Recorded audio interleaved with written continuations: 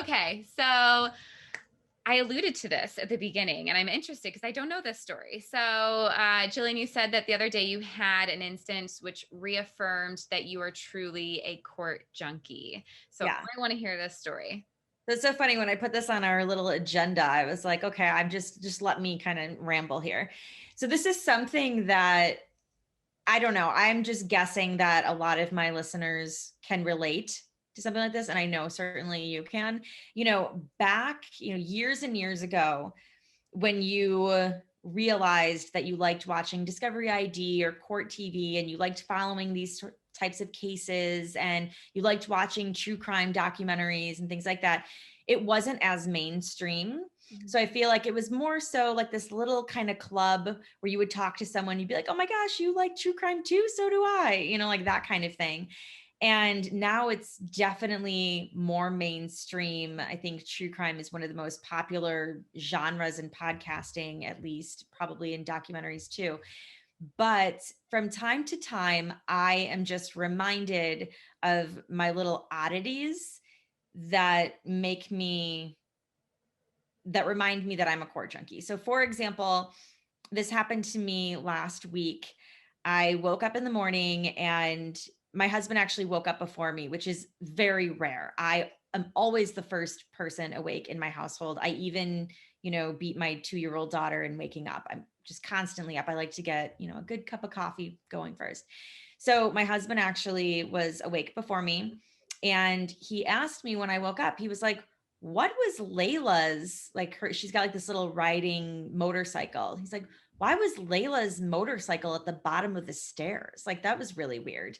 And I was like, oh, like I forgot to move it. But it's part of my ritual at nighttime. And it's so funny because I don't even think twice about this. I just do it. So I am just always terrified that someone's going to break in, most likely during, the middle of the night.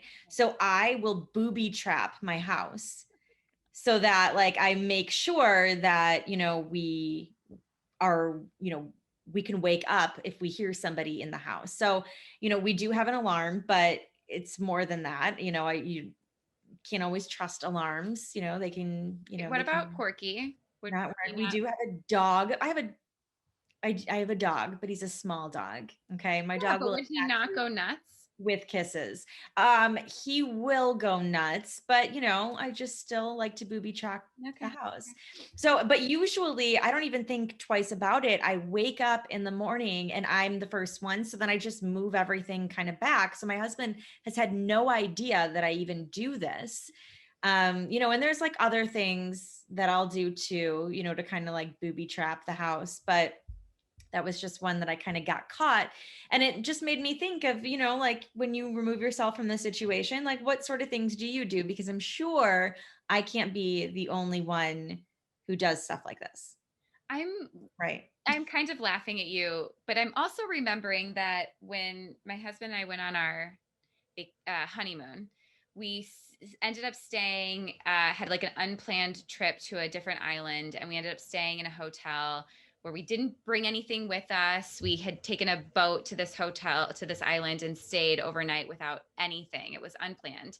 And we met a ton of people on the way there, and we were telling everybody, oh my God, this is like totally random. We just came over here for the night. We're on our honeymoon, this and that. Ended up getting a hotel room to stay overnight. And as we got into the room, I was thinking, we are I don't even know where we are. I have no cell phone reception. We have told so many people that we are uh, on our honeymoon, that we aren't familiar with where we're at or what we're doing. And I started to have some major anxiety. And so my husband passes out and I start to booby trap our hotel room, because it was kind of like, it was a hotel room, but it was also kind of a suite. And there were windows that you could just open up. And so I took a broom and put the broom, under the door handle. And then I put some silverware on top of the window over the sink. So yeah, I feel you. So And see, actually, when you're telling that story, I was like, okay, Jillian.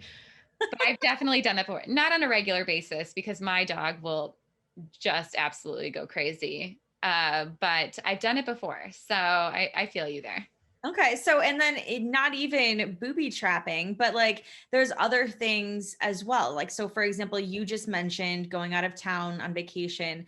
I can, anywhere we go, like, especially in the United States, I can easily think about a case that occurred there or, you know, a missing person maybe, or a trial or something like that. It's like this weird sort of talent that I have. You know what I mean? And it's like, I don't want to like ever tell my husband because it's like, okay, like I mean, I have before, but like I don't think he knows that Yeah. every time I can do it. But Yeah. you know, so that's just another way. Okay, so this is fun. So if you're listening to this, if you have an experience, a thing, a nuance that really proves that you are a court junkie, that it is in your blood, Yeah, send it to Jillian at Court Junkie on Instagram, and then we'll share those next time because I think that that will be really interesting to hear. totally. And actually, better yet, if you can create an Instagram story telling your story and just tag Court Junkie in it, we will repost that on Court Junkie's Instagram and we will talk about it on our next episode too. I love it. Yeah, so I would love to hear everybody's stories to know that we are not alone. Yes, absolutely. We're not alone.